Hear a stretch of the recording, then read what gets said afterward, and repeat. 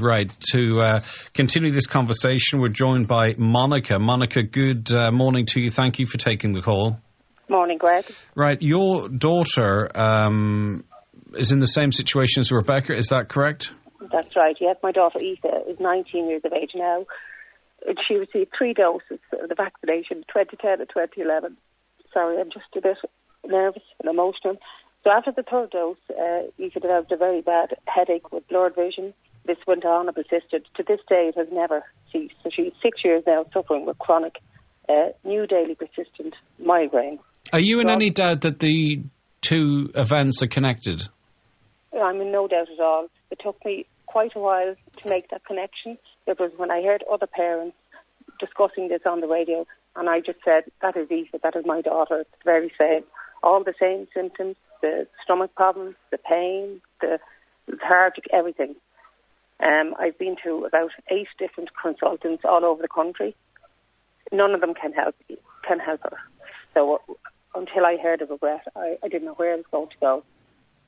Mm. And how's it affected your daughter? I mean, there's the physical impact on it, but there must be a massive emotional toll as well. Well, she's lost 6 years of her life. She's lost her friends. She's had to give up her hobbies, her singing, her dancing, her horse riding. She rarely goes out or rarely socialises.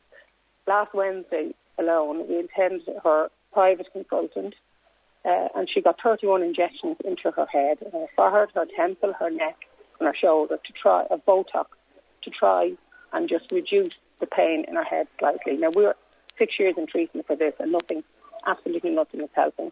It cost me €850 last Wednesday. So the Minister for Health has said that these girls are all entitled to medical care. My daughter's entitled to nothing. I have to pay for everything. So you just skipped over that. What did the Health Minister say she's entitled to, these girls are entitled to?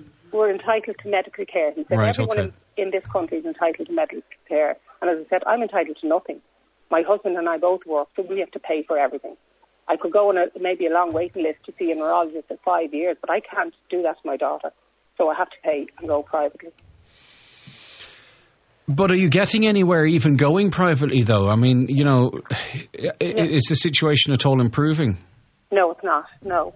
This is just. But you try everything, don't you, as a parent? I try everything. I've been to 2 neurologists, an ophthalmologist, a gastroenterologist, internal medical specialist, an infectious disease consultant, food intolerance clinic. She developed stomach problems and she developed reflux.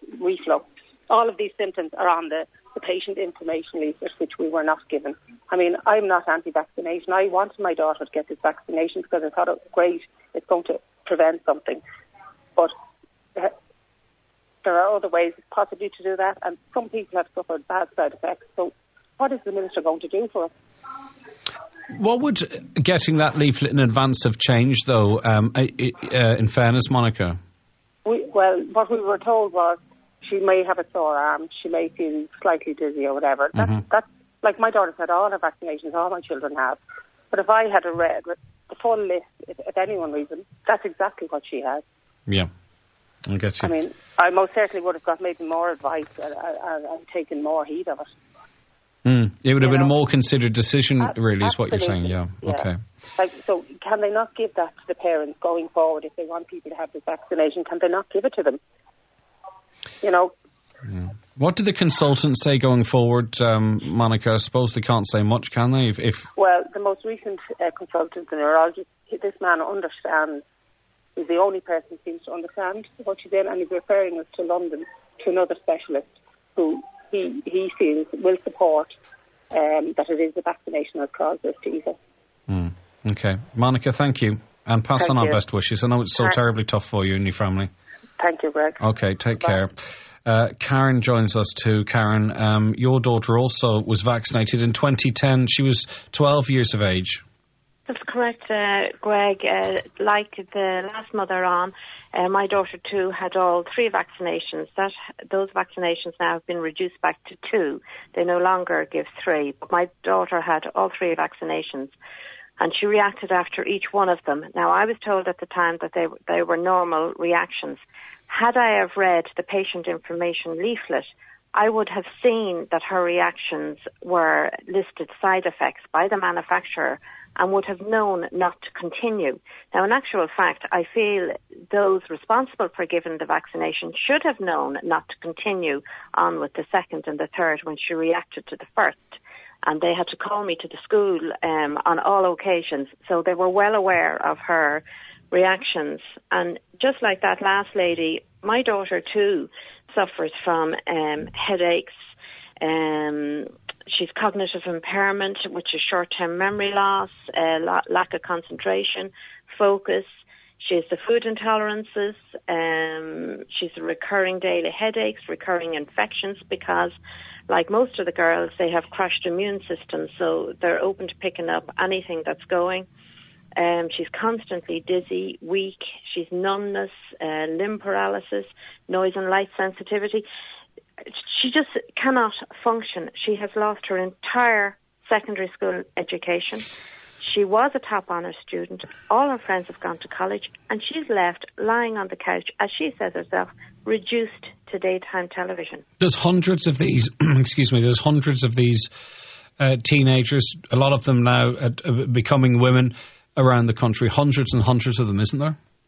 Absolutely, and there is nothing being done for these children. And that last lady said that the minister said everyone's entitled to medical attention and medical care, but you can't get it if they're not being acknowledged. And these children are not being acknowledged, and absolutely nothing is being done for them. And it's worth remembering that historically it's been victims and their families that have highlighted when medications have gone wrong, or that somebody has, or that there's clusters suffering adverse reactions. And you just have to immediately think of thalidomide and the pandemics and the swine flu. I mean, these things happen, and doctors and consultants and the HSE need to remain broad-minded and investigate this. When you hear the Irish Cancer Society quoting statistics or research or a paper from Scotland which says that, girls suffering these type of symptoms have a condition which doesn't increase in those that have had the vaccine. How does that make you feel when you hear that?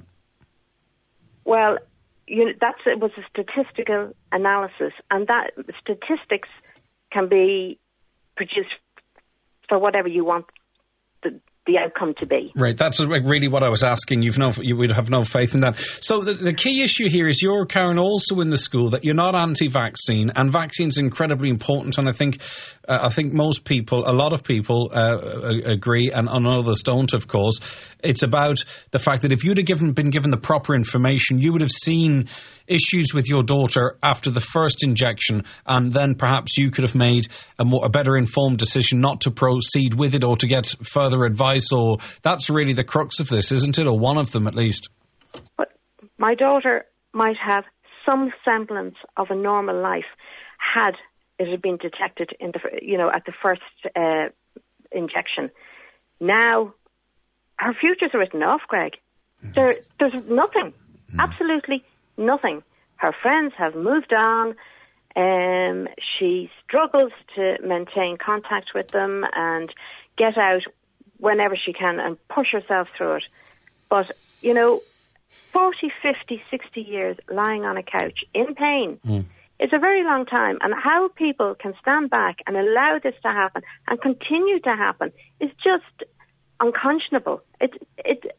I can't believe I found myself in this situation, because the day I phoned the HSE to say myself and my GP made the connection, I thought they would be out at my door offering help.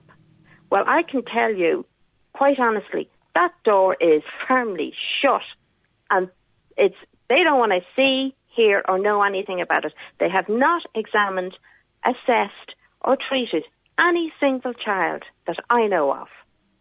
And honestly, like that other lady, I've had to go private for everything, and there's not one consultant that I have seen, and I can't tell you the number that we've been through in the last 7 years, none of them have said there's no way it's the vaccine.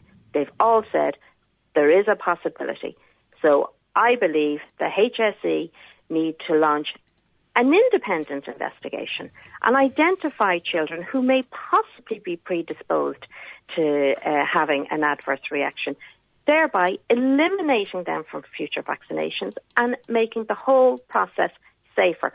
But they must acknowledge these children and help them get their lives back. There has to be some way of improving their health. And the impact it has on everyone, isn't it? I know I've mentioned this before, but I think it's important we realise that it's not just the individual. It's mum, dad, granny, granddads, aunts and uncles. When there's a family event on, everyone knows. It affects everyone very deeply. Greg, there are no family barbecues anymore here. It has affected the entire family. Laura, my daughter, has younger siblings. They've just had to take a sideline here. And then Laura feels guilty about that, I presume, as well, as everything else she's feeling? Yeah, she asked one of her brothers recently, how do you feel about me being sick? Because he has to help her quite a bit. Mm-hmm. And he said, I can't remember you any other way, because he was 8 when she got sick. Right. He can't remember them flying around on bicycles together or making tree houses or whatever it was that they used to play together. He doesn't remember any of that. And yes, our family, we don't do, and to some extent, sunshine holidays or anything like that. They all have. Every one of them. I permanently have a tightness in my chest and a lump in my throat because the stress of not knowing what I'm going to walk into in the morning. I haven't seen her yet. Some days when I cross the bedroom floor, and there's no movement and no sound, I'm terrified. Yeah. I am really terrified to take the next step forward. And she has been so debilitated that she's been unable to communicate. You just hear a little whimper. And that's her full effort in trying to answer what I have just asked her. Just a little whimper. She's so weak. And she's just left there. And everyone says, I don't know what to do. All the consultants say, here's the name and number of a friend of mine. I don't know anything about this. Okay, Karen, listen, I'm very sorry for what you're going through. Pass on our best wishes to Laura, will you? Thank you, Greg. I will. It doesn't mean a lot, but you know what I mean. Thank you. I do know. Thank you very much indeed. Thank you very much. Thanks. Anna, thank you for holding. And we have to be a little bit brief, Anna, and I'm really sorry about this, but your daughter, age 12, she got her first doses, and was it, how quickly did her symptoms manifest themselves? She unfortunately got 3 doses of the HPV vaccine, Gardasil, and after the 3rd dose she started to deteriorate. So she's 19 years of age now. She has a long history of hospital stays, doctor's visits, consultants' visits, heavy medication, and she was hospitalised only 3 months ago with a very serious infection. And because her immune system wasn't responding as it should, I almost lost her. So, yeah, it was a very serious situation. It's a very serious situation for 400 Irish girls who are suffering the very cluster of symptoms that is outlined in the manufacturer's patient information leaflet, and where they state that this has to be read by parents or patients before they administer this vaccination. This is withheld by the HSE. In fact, there was a presentation in 2010 where it was stated that this should not be included in the school packs, and there are letters sent each vaccination term by the HSE. I've seen the letter. I've seen that letter indeed, and it does seem to state that, Anna. And just hearing these story after story after story of 18, 19-year-old girls who've had no teenage life whatsoever, and the prospects, I'm hearing no positivity about their prospects. And as you know, we've heard, we're talking hundreds and hundreds and hundreds of girls and soon to be women affected. And I mean, the problem is that these girls are being publicly slated as fake stories, and us as parents, we're told that we're spreading misinformation when in fact we're only putting forward the very risk information that should be put forward by the HSE. And I would call on the HSE now to outline their position on informed consent. They state in their own documentation that even rare but serious adverse outcomes, including death, permanent disability, such as paralysis and chronic pain, has to be disclosed to parents in advance of vaccination. This has to be included in the school packs distributed via the schools under the HSE umbrella, because when we go to the GP, they neither have received the correct information from the HSE, and these girls are brushed off as either psychosomatic or coincidences, or it's all in their heads. And it has a huge mental impact as well on a teenager to go through that process.